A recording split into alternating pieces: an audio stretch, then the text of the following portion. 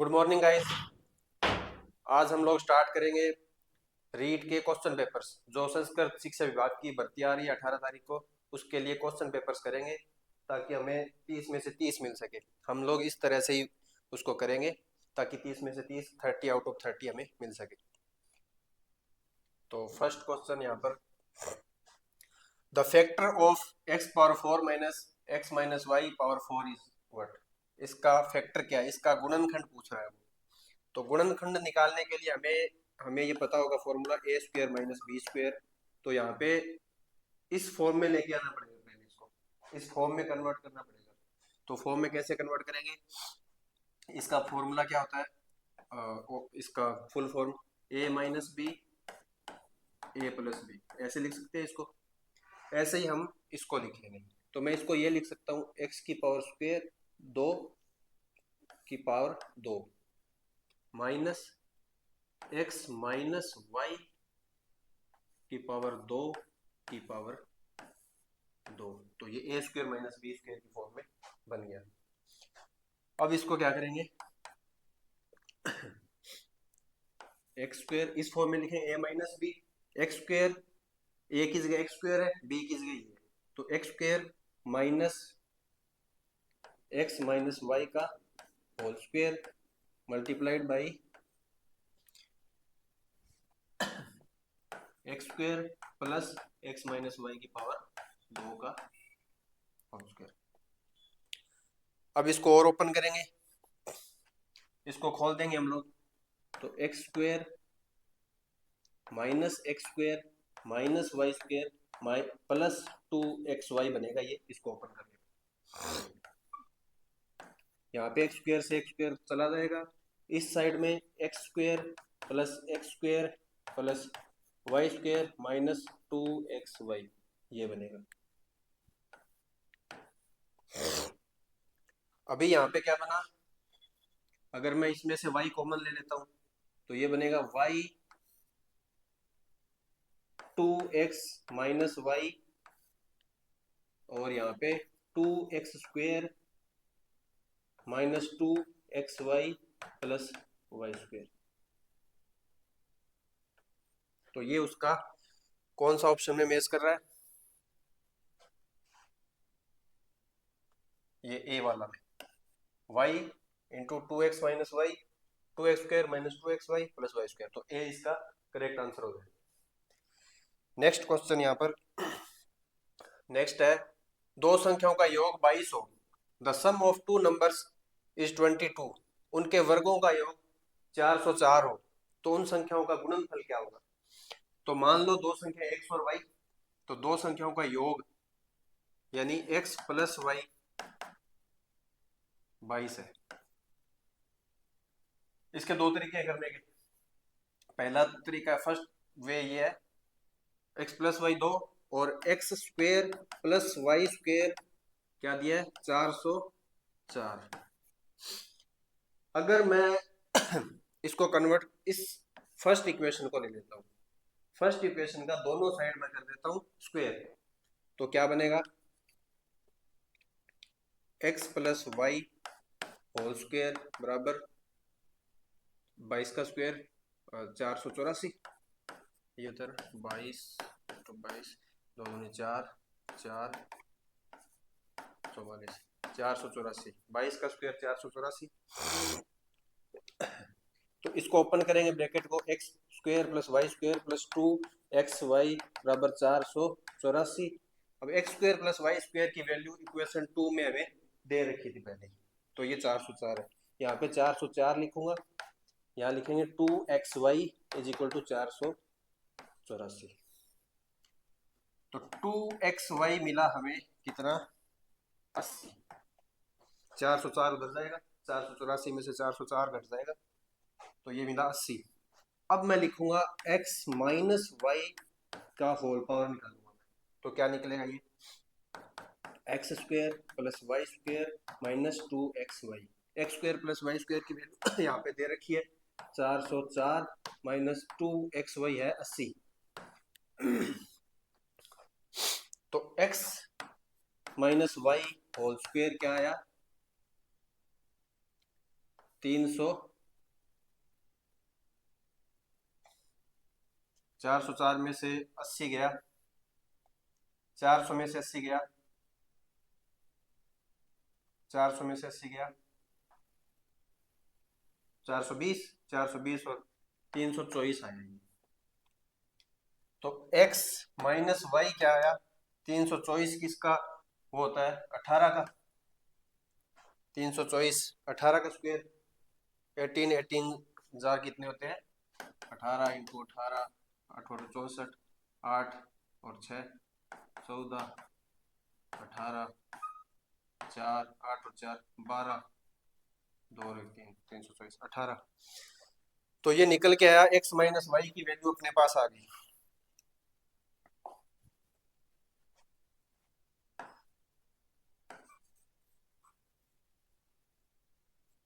x minus Y क्या आ गई? x plus Y की वैल्यू हमें पहले से ही दे रखी है, तो इन दोनों को अगर मैं ऐड कर देता हूँ, ये इक्वेशन 3 बोल देते हैं, तो इन दोनों को ऐड किया तो 2x plus Y minus Y, तो वो कैंसिल हो जाएगा। और इधर क्या हुआ है? 22 दिया हुआ है इधर, तो 40 बनेगा। तो x बराबर क्या बना?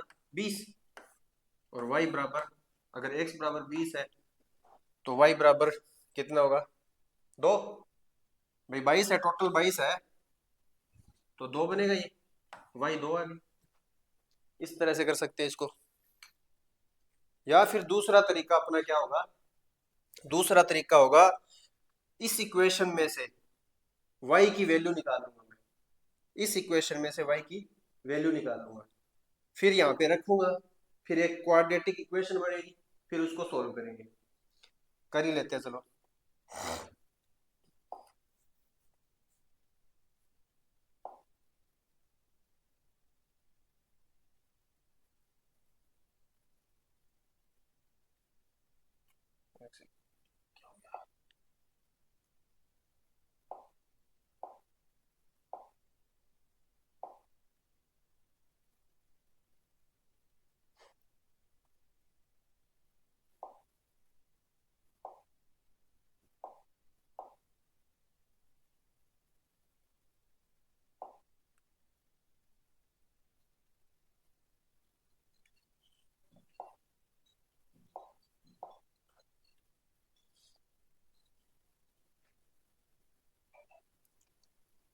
तो ये कर सकते हैं हम लोग, x minus x plus y बराबर 22, x square plus y square बराबर 404। यहां से वैल्यू निकालूंगा, x प्लस वाई, सॉरी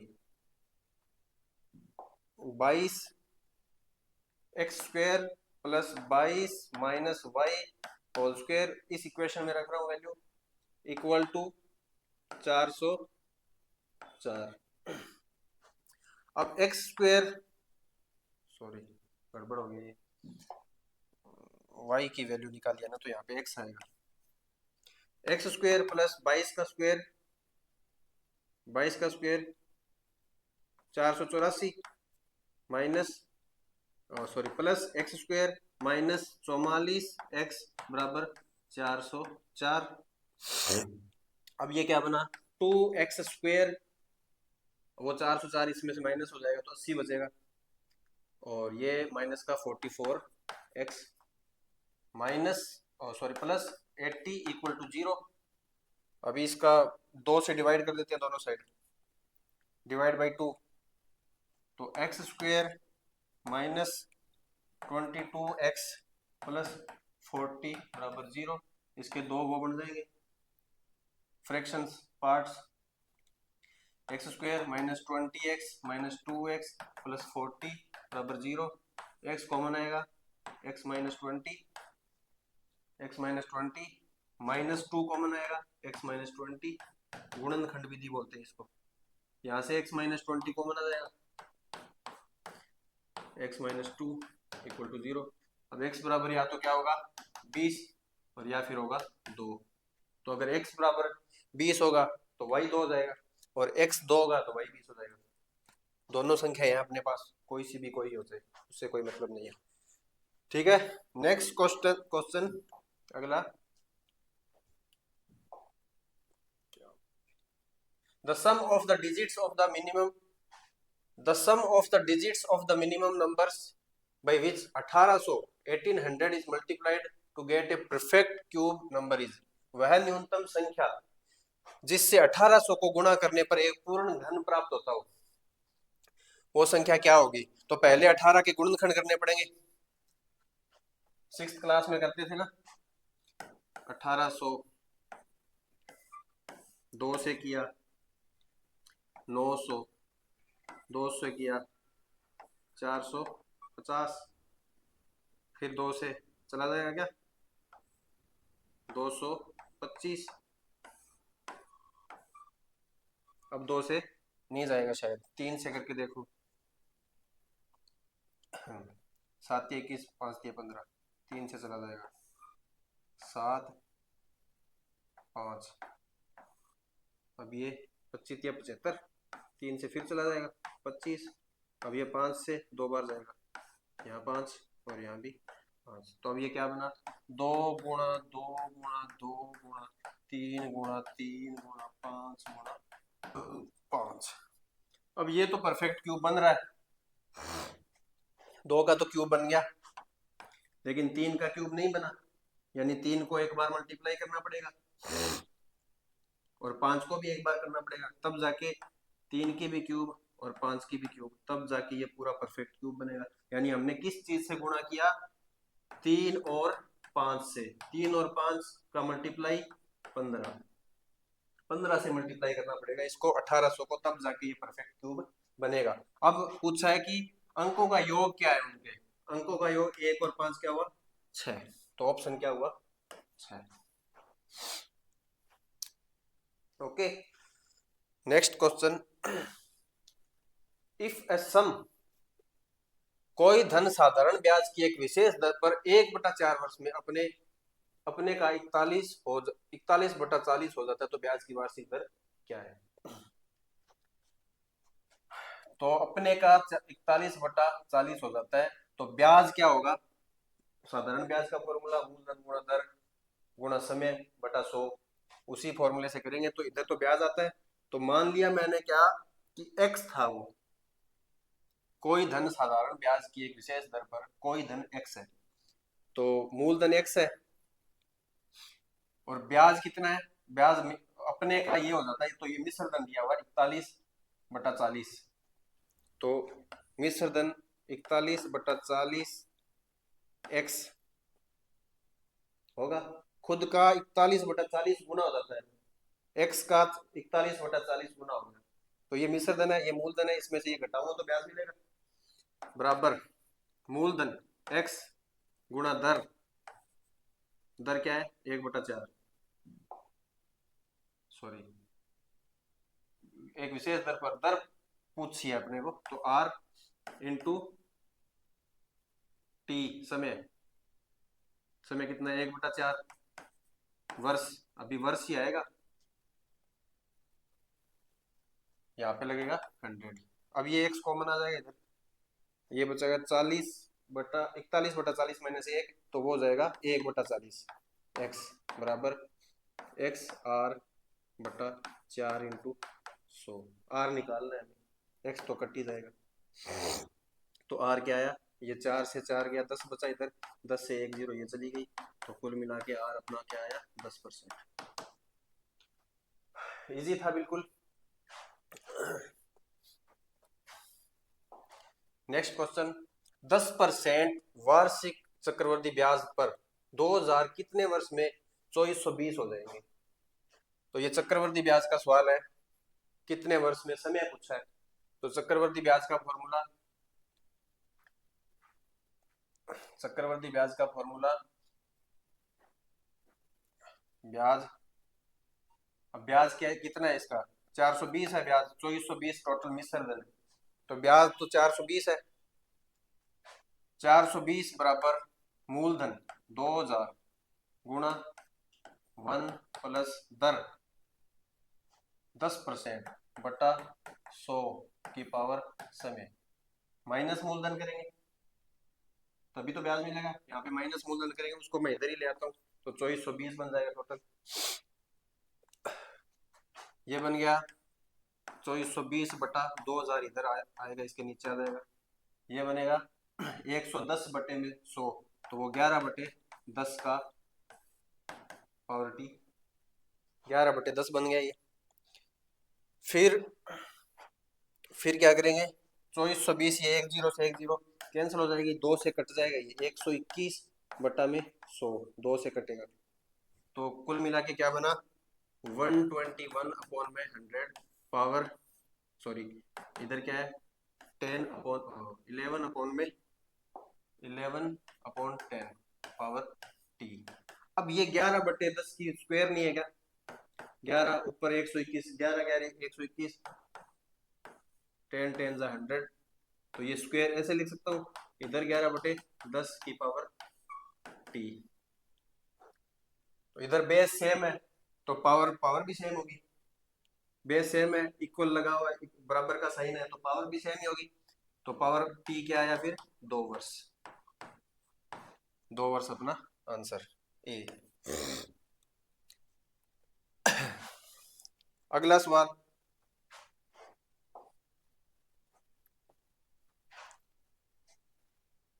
हम लोग 2-3 तरीके से भी सवाल करेंगे, जो जो सवाल, कुछ क्वेश्चन ऐसे होंगे जो 2-3 तरीकों से होते हैं, ताकि हमें क्रॉस चेक करने का मौका मिले, हम क्रॉस चेक कर सकते हैं कि सही है कि नहीं है, एक तरीके से किया जो आंसर आया, दूसरे तरीके से किया वो अगर सेम आया तो सही है। एग्जाम के अंदर ही हम चेक कर सकते हैं कि अपने कितने क्वेश्चन सही है कितने गलत है। सारे क्वेश्चन वैसे नहीं होते, कुछ क्वेश्चन तो एक ही टाइप से होंगे, बाकी बड़ी मैथ जो होती है इंटीग्रेशन वगैरह उसमें होते हैं 3-3 तरीकों से एक एक सवाल। यदि 7 वस्तुओं का विक्रय मूल्य 6 वस्तुओं के क्रय मूल्य के बराबर हो, तो मैं इसको क्या लिखूंगा, 7 वस्तुओं का विक्रय मूल्य सेलिंग प्राइस 7 एसपी बराबर 6 कॉस्ट प्राइस, ऐसे लिख सकते हैं इसको। अब मैं लिख सकता हूं एसपी अपॉन सीपी बराबर 6/7, ये इधर गया ये इधर आ गया, इसमें कोई दिक्कत नहीं है, सिंपल था ये। अभी मैं करूंगा इसमें से एक माइनस, एस पी बटा सीपी, वैसे तो सीधा ही पता चल रहा है, सीपी 7 है, एस पी 6, सेलिंग प्राइस 6 हो गया, ये 7 हो गया, यानी 1 पे 7 का नुकसान हो रहा है, 1/7 इंटू 100% में निकालेंगे तो 1/7 इंटू 100, तो ये वाला ऑप्शन होगा। लेकिन इसको करेंगे कैसे, बाकायदा -1 कर देता हूँ इधर, यहाँ भी 6/7 -1, अब ये एलसीएम जाके ऊपर चला जाएगा, S P minus C P upon में सीपी, जो हम परसेंट निकालते हैं ना, परसेंट हानि, प्रतिशत हानि है ना, परसेंट लॉस, वो निकलता है कॉस्ट प्राइस पे, पर कॉस्ट प्राइस पे कितना होगा, यानी नीचे कॉस्ट प्राइस आएगा, अगर परसेंट निकालेंगे नीचे कॉस्ट प्राइस आएगा प्रति क्रय मूल्य पे, प्रति रुपए पे, जो जितना हमने जितने में खरीदा उसके प्रति रुपए में हमें कितना लॉस हुआ। अगर मान लो 100 रुपए की चीज थी, हमने 70 में बेची, तो हर रुपए पे 30 पैसे का नुकसान हुआ, तो वो परसेंट लॉस होता है। तो ये कुल मिला के क्या बनेगा, माइनस का 1/7, अगर मैं माइनस को इधर मल्टीप्लाई कर देता हूँ तो ये बनेगा CP minus S P upon में सीपी बराबर 1/7। अब CP minus S P cost price यानी क्रय मूल्य माइनस सेलिंग प्राइस, ये हानि होगी, इतनी हानि होगी, नीचे सीपी है, अगर परसेंट निकालना है तो दोनों साइड 100 से क्या कर दो, गुणा, तो ये बन गया, ये निकालना था हमें, इसकी वैल्यू ये है, इसको डिवाइड करेंगे तो ये आएगा 14/2/7%, ये वाला ऑप्शन बी ऑप्शन सही हो गया। अगला सवाल, एक थैले में 20, 10 और 5 रुपए के नोट 3 4 5 के अनुपात में, यदि थैले में कुल धन 1000 हो तो 5 के नोटों की संख्या क्या होगी। जब भी अनुपात के सवाल है जिंदगी में, जब भी अनुपात के इस तरह से सवाल है, तो हमें यह मान लेना होता है कि इसको अनुपात को हटाने के लिए हम बोल सकते हैं कि 20 के जो नोट है ना, वो है 3 के मान लिया, कोई एक कांस्टेंट मान लिया, तभी तो ये के था, तभी तो ये 3 के और 4 के प्लस 5 के अपोन में 3 के, 4 के, 5 के को जब हमने वो किया डिवाइड, अनुपात निकाला, तो ये के कट गया, तो ये वही वाला के मैंने वापस रख दिया यहाँ पे। तो हम क्या बोल सकते हैं,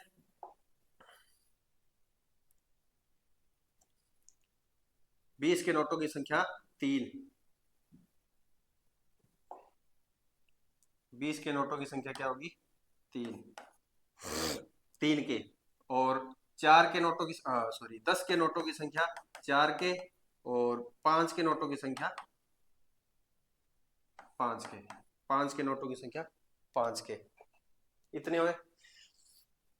कुल धन क्या बोल रहा है, 1000 है, तो मैं ये जोड़ूंगा 3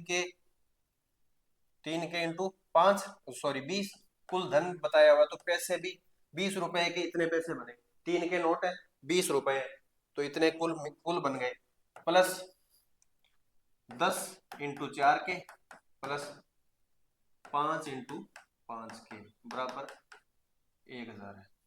ये सारा जोड़ेंगे तो 60 के, प्लस में 40, प्लस में 25 के, बराबर 100, ये बन गया कुल 125, 125 के बराबर 1000 के बराबर क्या आया, 1000 बट्टे 125 करेंगे तो क्या आएगा, 8, के की वैल्यू है 8। तो हमें पूछा क्या है, 5 रुपए के नोटों की संख्या, 5 रुपए के नोटों की संख्या ये है 5 के, तो 5 के मतलब 8, 5 के हो गए, 5 इंटू 8 बराबर 40, 40 नोट है 5 के, डी ऑप्शन। इस तरह से करने हैं, जितने भी अनुपात के सवाल आएंगे वो इसी तरह से करने हैं, के मानना है, साथ में के मान लो, बस के मान के उनको जोड़ दो और उसके कुल धन के इक्वल कर दिया, किसी और सवाल में कुछ और वैल्यू दी होगी। चलो करते हैं अगला सवाल। यदि किसी भिन्न के अंश और हर का योग तथा भिन्न का मान 3/8 है तो भिन्न क्या है।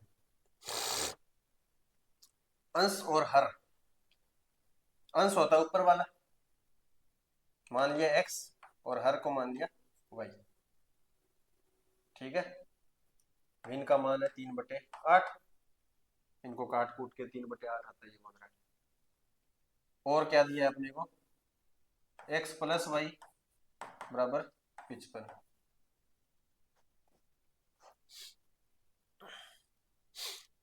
इसको भी करने के दो तरीके हैं, या तो मैं यहाँ से x की वैल्यू निकाल लेता हूँ और उसमें पुट कर देता हूँ, वो तो एकदम इजी सा मेथड है, इसकी x की वैल्यू निकाली, उसमें पुट की और y का मान निकाल लिया। या फिर मैं क्या करूँ, एक ट्रिक लगा सकता हूँ, मैं 1 प्लस लगा सकता हूँ, इधर इधर भी 1 प्लस, क्योंकि मुझे पता है x प्लस वाई की वैल्यू दी हुई है, मैं यहाँ पे किसी तरह से x प्लस वाई बनाने में कामयाब रहा तो y अकेला रह जाएगा फिर, क्योंकि ये 55 में रख दूंगा उसकी वैल्यू x प्लस वाई।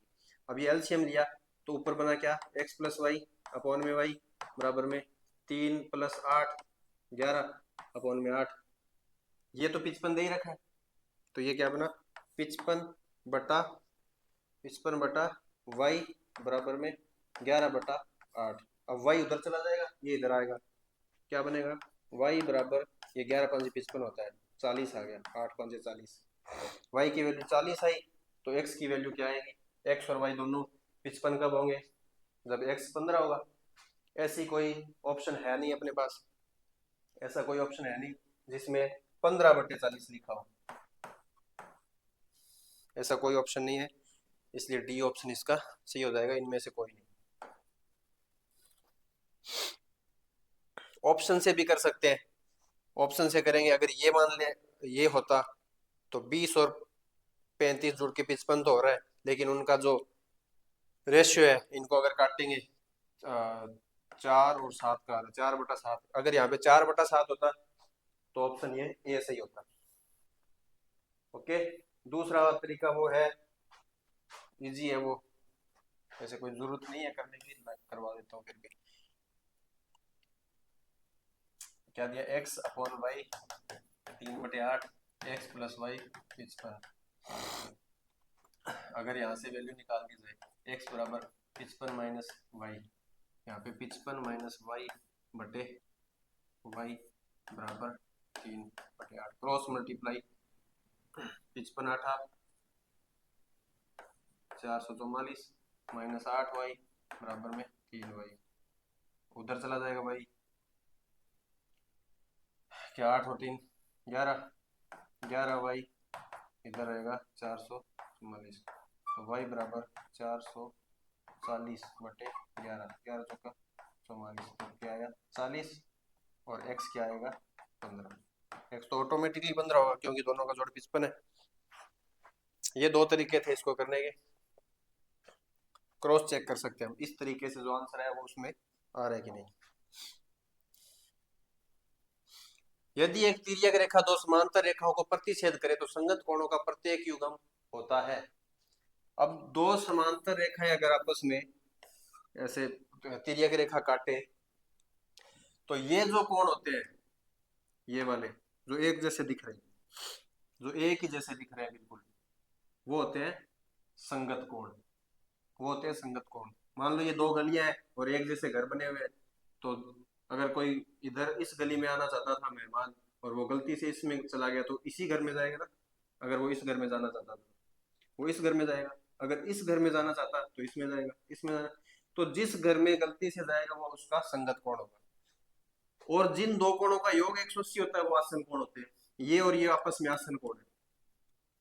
ये और ये जहां पे जड़ बन रहा हूं ऐसे जड़, या फिर ये और ये सॉरी ये और ये आपस में जहां पे जड़ बन रहा हो दोनों सेम होते हैं। दोनों कोण क्या होते हैं एक जितने होते हैं, इनको बोलते हैं एकांतर कोण। एकांतर कोण, आसन कोण, एकांतर कोण और संगत कोण। ठीक है, तो संगत कोण ये और ये तो एक ही जितने होंगे, बराबर होंगे, तो बराबर ऑप्शन सी।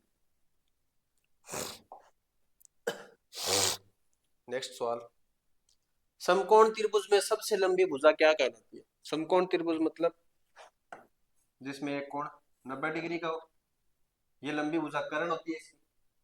ये आधार, ये परपेंडिकुलर, बेस परपेंडिकुलर, हाइपोटेनियस, कर्ण के लंब लाल बटा कक्का। अगर ये कोण देख रहे हैं तो ये आधार होगा।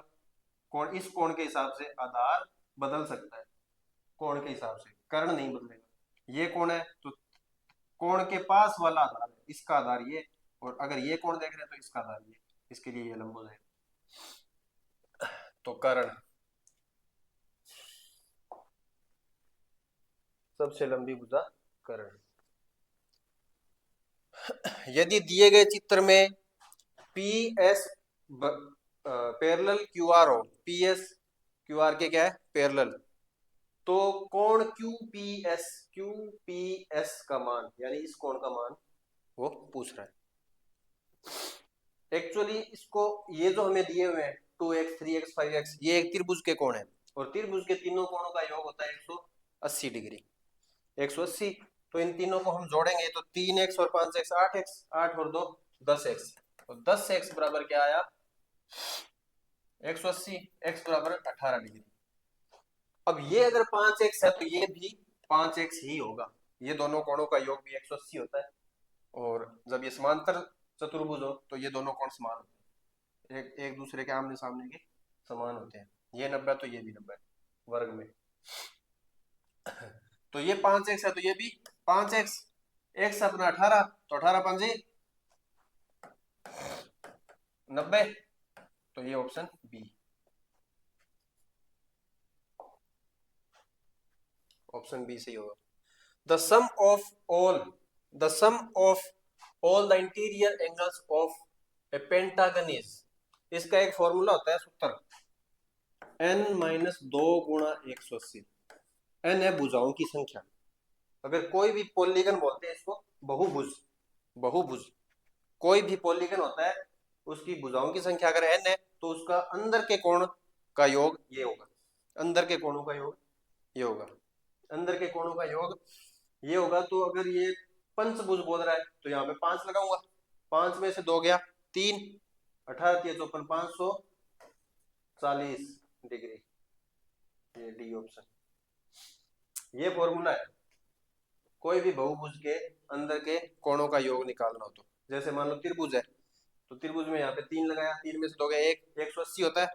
चतुर्भुज 90 90 360 होते हैं वर्ग में, तो 4 भुजाएं लगाई, 4 भुजा लगाई है, यहाँ पे 4 रखेंगे इनकी वैल्यू, तो 4 में से 2 गया 2, 2 गुणा 180 360, इसी तरह से निकलेंगे सारे एंगल। अगला सवाल, एक वृत्त की त्रिज्या 6 सेंटीमीटर तथा P कोई बिंदु है जो केंद्र से 10 सेंटीमीटर दूर है। तो केंद्र से 10 सेंटीमीटर दूर है तो वृत्त से बाहर हो गया, क्योंकि त्रिज्या ही 6 सेंटीमीटर है।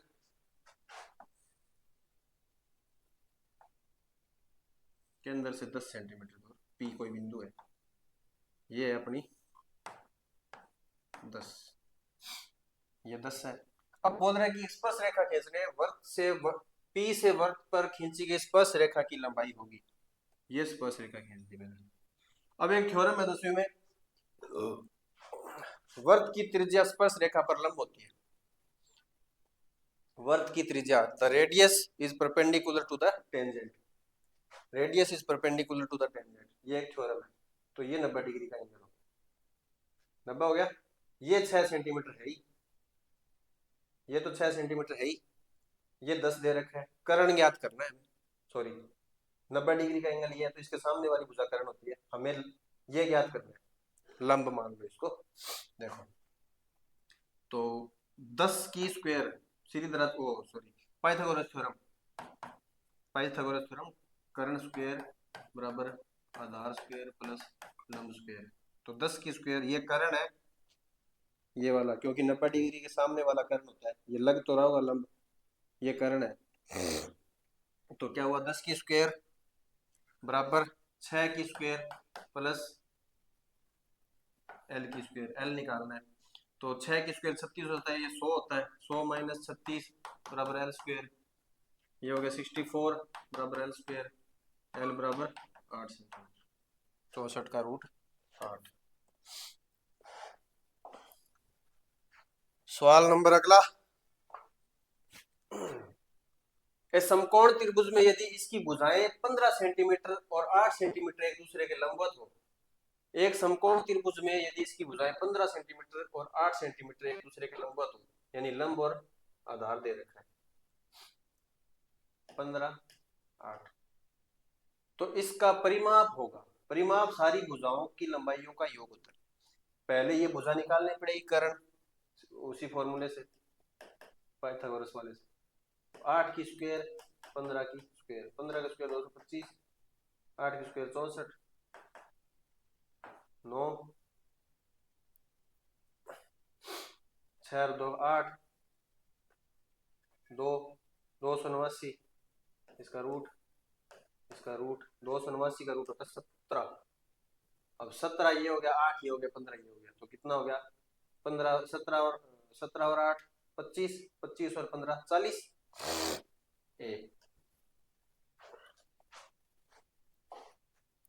ए ऑप्शन सही हो जाएगा। अगला सवाल, 1 2 3 4 n संख्याओं का समांतर माध्य क्या होगा। माध्य जब भी निकालते हैं या औसत निकालते हैं, औसत या माध्य एक ही लगभग बात होती है। देखो अब जितने क्लास में स्टूडेंट है उनके मार्क्स का अगर माध्य निकालना है, जितने भी नंबर आए पेपर में, तो हम सारे नंबरों को जोड़ के और स्टूडेंट की संख्या का भाग लगाएंगे उसमें, ठीक है। तो यहाँ पे हमें सारे ये जोड़ के और उसका भाग लगाना पड़ेगा n का। अब पहले तो इनको जोड़ेंगे कैसे, तो जोड़ेंगे तो जो समांतर श्रेणी होती है एपी, अरिथमेटिक प्रोग्रेशन, इसके अंकों का योग, सॉरी इनके अन पदों का योग क्या होता है n/2, ये फॉर्मूला होता है 2a plus n minus 1 into D. वैसे तो सीधा ही उत्तर है इसका ये बस, लेकिन ये आया कैसे। अब इसमें ए जो होता है वो प्रथम पद होता है, प्रथम पद 1 मान लिया, n/2 प्रथम पद 1 है तो 2 हो गया, n माइनस 1 डी होता है सार्वंतर, 1 और 2 के बीच में अंतर, तो ये भी 1 है, 2 और 1 के बीच में 1 का अंतर है, तो प्लस में n माइनस 1, ठीक है। तो ये 2 में से गया 1, क्या बना n प्लस 1/2 इंटू में बाहर क्या है n। अब जब माध्य निकालेंगे तो संख्या का जो अन्य संख्या थी n, तो उनकी संख्याओं का भी भाग लगेगा, कुल छात्रों की संख्या का भाग जैसे, तो यहाँ पे n नीचे में आएगा, तो n से n कैंसिल आउट हो जाएगा। ऑप्शन क्या आया, n+1/1/2। अगला सवाल,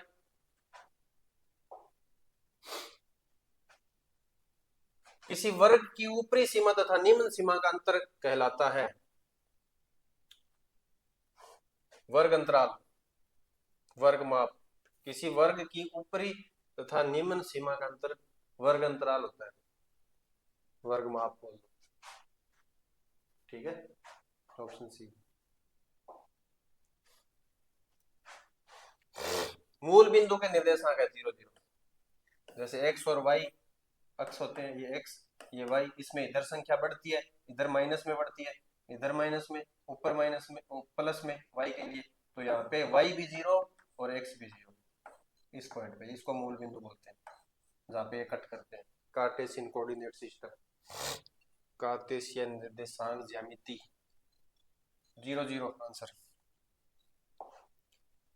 अगला सवाल, किसी एक पासा, यदि एक पासा एक बार उछाला जाता है तो 6 से बड़ी संख्या आने की प्रायिकता क्या है। 6 से बड़ी संख्या होती नहीं बस, तो आएगी कैसे, तो 0 0 होगी उसकी प्रायिकता, उसकी संभावना, उसकी क्या संभावना होगी आने की, प्रायिकता मतलब संभावना।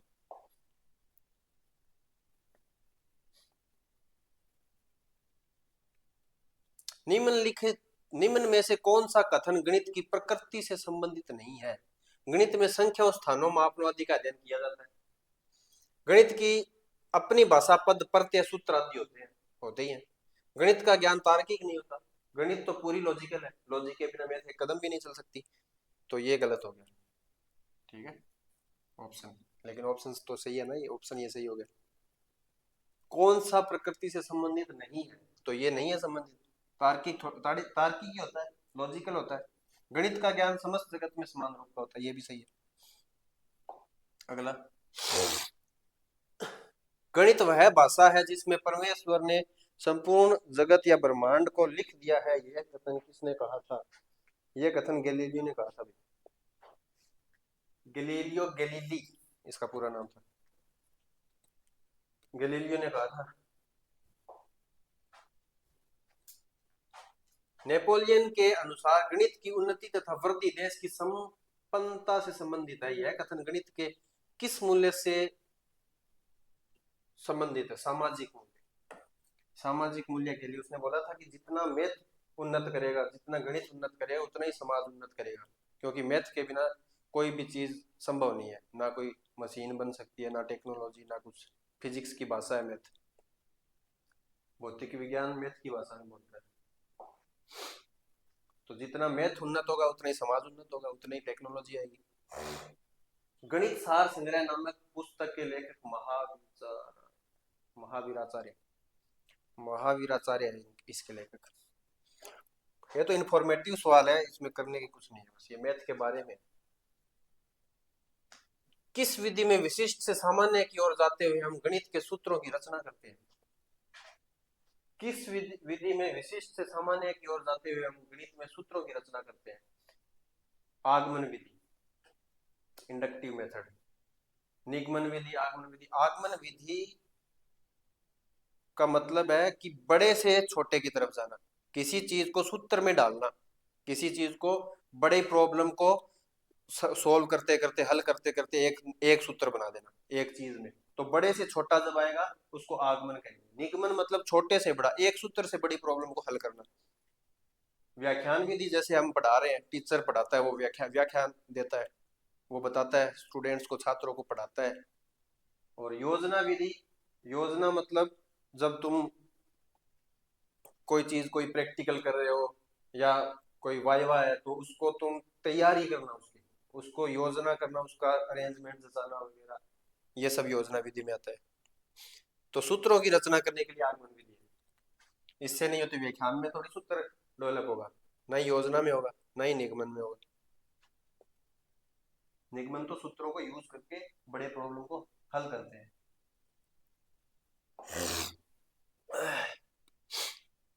निम्नलिखित में से किसका ज्ञान चित्रकला में सर्वाधिक होता है। रेखा गणित, ये तो कोई सोचने की बात ही नहीं है, रेखा गणित ही होगा उसमें।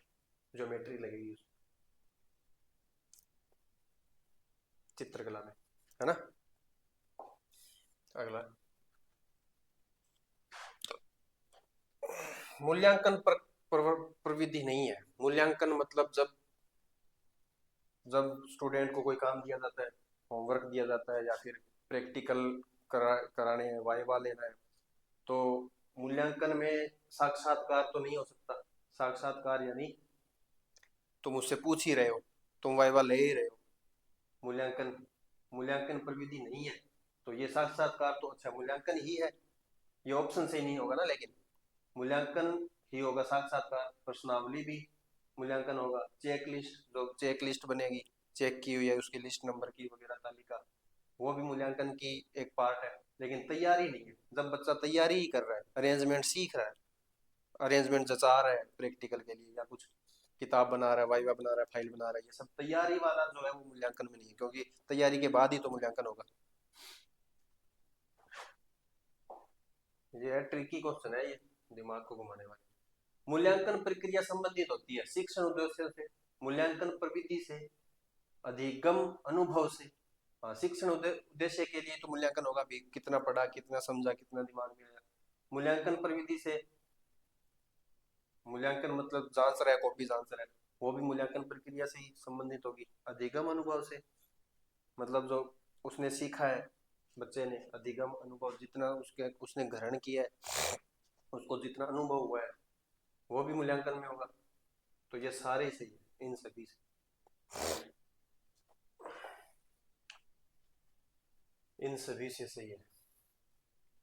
अगला सवाल, निदानात्मक परीक्षण का उद्देश्य क्या है? निदानात्मक परीक्षण का उद्देश्य क्या है? अध्ययन पद्धतियों का दिशा निर्देश करना, ये भी सही है। निदानात्मक परीक्षण का उद्देश्य क्या है? Purpose of diagnostic testing is, यानी एक हिसाब से ये चेक करना ही होगा, पेपर हो गया एक हिसाब से। कठिनाई स्तर के आधार पर छात्रों का वर्गीकरण करना, ठीक है। विशेष विषय विशेष में उपलब्धि की कमी का पता लगाना, ये भी सही है। ये तीनों सारे सही है। फिर इसमें ज्यादा एक्सप्लेन करने वाले सवाल नहीं है। किसी विधि में कुछ नया प्राप्त करने के लिए विभिन्न कथनों या भागों के संयोजन की प्रक्रिया के सिद्धांत की पालना होती है। किस विधि में कुछ नया प्राप्त करने के लिए विभिन्न कथनों या भागों के संयोजन की प्रक्रिया के सिद्धांत की पालना होती है? विश्लेषण विधि। विश्लेषण, कुछ नया अगर खोजना है तो विश्लेषण करना पड़ेगा ना उस चीज का। डॉक्टर उसको परसेप्ट करना पड़ेगा, उसको ऑब्जर्व करना पड़ेगा, ऑब्जर्व, विश्लेषण।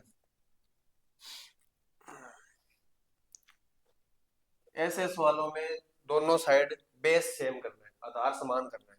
अब मैं यहाँ पे 3 का आधार बना लेता हूँ, तो 3 का आधार इधर, तो ये जो रूट है, रूट को आधी पावर बोलते हैं, तो 3 की पावर आधी, 1/2 की पावर 5 गुणा, यहाँ पे 3 की स्क्वायर 9 होता है, तो 3 की 2 ऊपर फिर 2 बराबर 3 की x, और यहाँ पे 3 की ये 1/2, ये 1 है। एक जब आधार समान होते हैं तो बातें जुड़ जाती है, और पावर, होल पावर होता है ना, वो मल्टीप्लाई होते हैं आपस में। ये 5/2 गुणा में 3 की पावर 4 बराबर 1 + 1, ये 3/2 हो गया, यानी कुल क्या बना, x + 3/2। इधर कुल क्या बना, 5/2 + 4, 3 की कुल पावर। बेस समान, घातें जुड़ जाएंगी, और दोनों तरफ बेस समान तो घातें बराबर हो जाएंगी। बेटर होगा x + 3/2। तो x क्या आया, 5/2 में से 3/2 जाएगा, 1 बचेगा। 2.5 में से 1.5 गया 1, और 4 कितना हुआ 5, x बराबर 5। नेक्स्ट सवाल,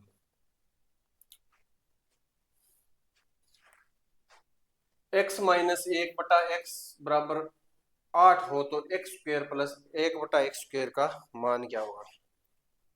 इसको करने के लिए x माइनस 1/x है, तो मुझे दिख रहा है कि मैं यहाँ पे अगर इसका स्क्वायर कर देता तो ये चीज बन जाएगी, इसी के कुछ है, तो स्क्वायर करके देखते, दोनों साइड स्क्वायर होगा, इसका square x square plus 1/x square A square plus B square plus 2ab, minus यहाँ पे माइनस तो minus 2ab minus x into 1/x बराबर 64, इससे ये x x कट जाएगा, माइनस 2 2 उधर जाके प्लस हो जाएगा, क्या बनेगा 66, तो इसका मान क्या आया 66 ऑप्शन सी। तो धन्यवाद, इसी के साथ अपनी ये क्लास खत्म होती है, सारे क्वेश्चन कर लिए, अभी डेली एक पेपर सोल्व करेंगे 18 तारीख तक, उसके बाद ये जो संस्कृत शिक्षा विभाग की ये तो चली जाएगी, उसके बाद हम लोग डेली जो एकदम सिस्टम वाइज पढ़ेंगे, टॉपिक वाइज, जो टॉपिक के हिसाब से चलेगा, एकदम फॉर्मूला कहाँ से आया उसके बेस में जाएंगे हम लोग, तो 18 तारीख के बाद वो चीज़ होगा। Thank you.